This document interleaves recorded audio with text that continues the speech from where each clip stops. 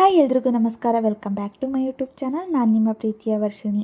ಇವತ್ತು ಯುಗಾದಿ ಹಬ್ಬ ಆಗಿರೋದ್ರಿಂದ ಬೆಳಗ್ಗೆನೇ ಬೇಗ ಎದ್ದಿದ್ದೀನಿ. ಇನ್ನು ನೆನ್ನೆನೇ ನಮ್ಮ ಮನೆಯವರು ಮಾವಿನ ಸೊಪ್ಪು, ಬೇವಿನ ಸೊಪ್ಪು, ಬಾಳೆ ಎಲೆ ಎಲ್ಲ ತಂದಿಟ್ಟಿದ್ರು. ಇನ್ನು ರಾತ್ರಿ ನಾನು ರಂಗೋಲಿ ಎಲ್ಲ ಹಾಕೋ ಅಷ್ಟರಲ್ಲಿ 2 ಗಂಟೆ 2:30 ಆಗಿಬಿಟ್ಟಿತ್ತು. ಅದೆಲ್ಲ ಹಾಕಿ ನಾನು ಮಲ್ಕೊಂಡು ಮತ್ತೆ 4:15ಗೆ ಎದ್ದಿದ್ದೀನಿ. ನೆನ್ನೆ ಸಂಜೆ ತಾನೇ ಕಸ ಗುಡಿಸಿ ನೆಲ ಒರೆಸಿದ್ದೆ, ಆದರೂ ನೋಡಿ ಎಷ್ಟು ಕಸ ಇದೆ ಅಂತ ಹೇಳಿ ಮತ್ತಿನ್ನೊಂದು ಸಲ ಕಸ ಹೊಡ್ಕೊಂಡು ನೆಲ ಎಲ್ಲ ಒರೆಸ್ಕೊಳ್ತಾ ಇದ್ದೀನಿ. ನಮ್ಮ ಮನೆಯವರು ಕೂಡ ಬೆಳಗ್ಗೆನೇ ಎದ್ದು ಪೂಜೆಗೆಲ್ಲ ಹೂಗಳನ್ನ ತಂದಿಟ್ಟು ಮತ್ತು ತೋರಣ ಎಲ್ಲ ರೆಡಿ ಮಾಡ್ತಿದ್ದಾರೆ. ನನ್ನ ಮಗನಿಗೆ ಸ್ನಾನ ಮಾಡ್ಕೊಳ್ಳೋದಳು ಅಂತೇಳಿ ಎಬ್ಬಿಸಿದ್ರೆ ಮತ್ತಿಲ್ಲಿ ಬಂದು ಮಲ್ಕೊಂಡ. ಹಾಗೆ ಅವನಿಗೂ ಸ್ನಾನ ಮಾಡಿಸಿ ನಾನು ಕೂಡ ಸ್ನಾನ ಮಾಡಿಕೊಂಡೆ. ಏನಪ್ಪ ಹಬ್ಬ ಅಂತಾಳೆ ಡ್ರೆಸ್ ಹಾಕ್ಕೊಂಡಿದ್ದಾಳೆ ಅಂತ ಅಂದ್ಕೋಬೇಡಿ. ಲಾಸ್ಟ್ ಟೈಮ್ ನಾನು ಸ್ಯಾರಿ ಹಾಕ್ಕೊಂಡಿದ್ದೆ. ನಾವು ನಾಗರು ಮಾಡೋದಕ್ಕೆ ಹೋಗಬೇಕಲ್ಲ, ಅಲ್ಲಿ ಹೊಲದಲ್ಲಿ ಸ್ಯಾರಿ ಎಲ್ಲ ಹಾಳಾಗಿಬಿಟ್ಟಿತ್ತು. ಹಾಗಾಗಿ ಈ ಸಲ ಡ್ರೆಸ್ಸೇ ಹಾಕ್ಕೊಡ್ತಾ ಇದ್ದೀನಿ. ನಾವು ಪ್ರತಿ ವರ್ಷವೂ ಅಷ್ಟೇ ಯುಗಾದಿ ಹಬ್ಬದ ದಿನವೇ ನಾಗರು ಮಾಡೋದು. ಮನೆಯೆಲ್ಲ ಕ್ಲೀನ್ ಮಾಡಿರ್ತೀವಲ್ಲ, ಹಬ್ಬನೂ ಆಗುತ್ತೆ ಹಾಗೆ ನಾಗರು ಕೂಡ ಆಗುತ್ತೆ ಅಂತ ಹೇಳಿ ಇವತ್ತೇ ಇಟ್ಕೊಳ್ತೀವಿ. ನಾವು ಪೂಜೆ ಎಲ್ಲ ಮುಗಿಸೋ ಅಷ್ಟರಲ್ಲಿ ಸೂರ್ಯದೇವ ನೋಡಿ ಯಾವ ಥರ ಬಂದುಬಿಟ್ಟಿದ್ದಾನೆ ಅಂತ ಹೇಳಿ. ಇನ್ನು ಬೆಳಗ್ಗೆನೇ ಈ ಥರ ಬಂದಿದ್ದಾನೆ ಅಂದರೆ ಮಧ್ಯಾಹ್ನ ಇನ್ನು ಯಾವ ಥರ ಇರುತ್ತೆ ಅಂತಲೇ ಗೊತ್ತಿಲ್ಲ. ನಾನು ಪೂಜೆ ಎಲ್ಲ ಮುಗಿಸೋ ಅಷ್ಟರಲ್ಲಿ ನಮ್ಮ ಮನೆಯವರು ಹಾಗೆ ರಿಶು ಇಬ್ಬರೂ ರೆಡಿಯಾಗಿದ್ದರು. ಇವಾಗ ನಾಗರು ಮಾಡ್ಕೊಂಡು ಬರೋದಕ್ಕೆ ಹೋಗಬೇಕು. ಹೊಲದಲ್ಲಿ ಒಂದು ಹುತ್ತ ಇದೆ, ಅದಕ್ಕೇ ಹೋಗಿ ಪೂಜೆ ಮಾಡ್ಕೊಂಡು ಬರೋದು. ಇನ್ನು ನಾಗರು ಪೂಜೆಗೆ ಬೇಕಾಗಿರೋ ಐಟಮ್ಸ್ಗಳನ್ನೆಲ್ಲ ರೆಡಿ ಮಾಡಿ ಒಂದು ಬ್ಯಾಗಲ್ಲಿ ಹಾಕ್ಕೊಂಡು ತೊಗೊಂಡು ಹೋಗ್ತಾ ಇದ್ದೀವಿ. ನಾವು ಹೊಲದ ಹತ್ರ ಹೋಗ್ಬೇಕಾದ್ರಂತೂ ತುಂಬಾ ನವಿಲುಗಳಿದ್ವು ಆ ಕಡೆ ಈ ಕಡೆ ರೋಡ್ ಸೈಡಲ್ಲಿ. ನೋಡಿ ಎಷ್ಟು ಇದ್ದಾವೆ ಅಂತೇಳಿ. ನಾವು ಪ್ರತಿ ಸಲ ಬಂದಾಗಲೂ ಅಷ್ಟೇ ಇದೇ ಥರನೇ ಸಖತ್ತು ನವಿಲುಗಳಿರುತ್ತೆ ಇಲ್ಲಿ. ನನ್ನ ಮಗಂಗಂತೂ ನಿದ್ದೆ ಇನ್ನೂ ಹೋಗೇ ಇಲ್ಲ, ಮೈ ಮುರಿತಿದ್ದಾನೆ. ರಿಶುಗೆ ಈ ಥರ ಹೊಲದಲ್ಲೆಲ್ಲ ಬಂದು ಅಭ್ಯಾಸ ಇಲ್ವಲ್ಲ, ಹಾಗಾಗಿ ಅವ್ರ ಅಪ್ಪನ ಹತ್ರ ಎತ್ತಿಸ್ಕೊಂಡು ಹೋಗ್ತಾ ಇದ್ದಾನೆ. ಮಕ್ಕಳನ್ನ ಆವಾಗವಾಗ ಹೊಲದ ಹತ್ರ ಕರ್ಕೊಂಡು ಬರಬೇಕು ಅನ್ನೋದು ಇದಕ್ಕೆ ನೋಡಿ.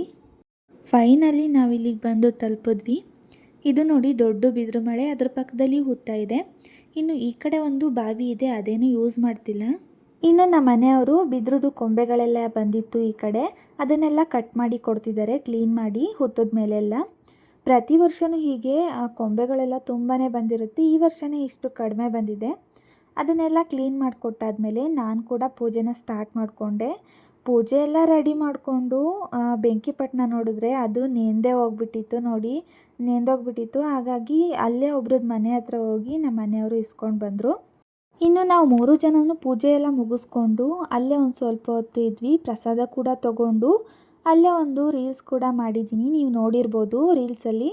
ಈ ಮಾವಿನ ಮರ ಯಾಕೆ ಇನ್ನೂ ಮಾವಿನಕಾಯೇ ಬಿಟ್ಟಿಲ್ಲ ಅಂತೇಳಿ ನೋಡ್ತಾ ಇದ್ದೆ. ಎಲ್ಲೋ ಅಲ್ಲೊಂದು ಇಲ್ಲೊಂದು ಇತ್ತು ಅಷ್ಟೇ. ಇದು 2 ವರ್ಷಕ್ಕೊಂದ್ಸಲ ಫಸಲು ಬಿಡೋದಂತೆ. ಲಾಸ್ಟ್ ಇಯರ್ ಚೆನ್ನಾಗಿ ಬಿಟ್ಟಿತ್ತಂತೆ, ಹಾಗಾಗಿ ಈ ವರ್ಷ ಅಲ್ಲಲ್ಲೊಂದೊಂದಿದೆ ಅಷ್ಟೇ. ಇಲ್ಲಿ ಮಲ್ಲಿಗೆ ಗಿಡ ಇದೆ, ಇದು ತುಂಬಾ ಅಗಲವಾಗಿ ಹರಡ್ಕೊಂಡಿದೆ ಬೇರಂತೂ. ಇದಕ್ಕೆ ನೀರು ಬಿಟ್ಟಿಲ್ಲ ಅಂದ್ರೂ ಕೂಡ ವರ್ಷ ಚೆನ್ನಾಗಿ ಹೂ ಬಿಡುತ್ತೆ. ನೋಡಿ ಯಾವ ಥರ ಬಿಟ್ಟಿದೆ ಅಂತ ಹೇಳಿ. ಇನ್ನು ತುಂಬಾ ಹೂ ಇತ್ತು, ಆದರೆ ರಿಶು ಬಿಡಲಿಲ್ಲ ಕಿತ್ಕೊಳ್ಳೋದಕ್ಕೆ.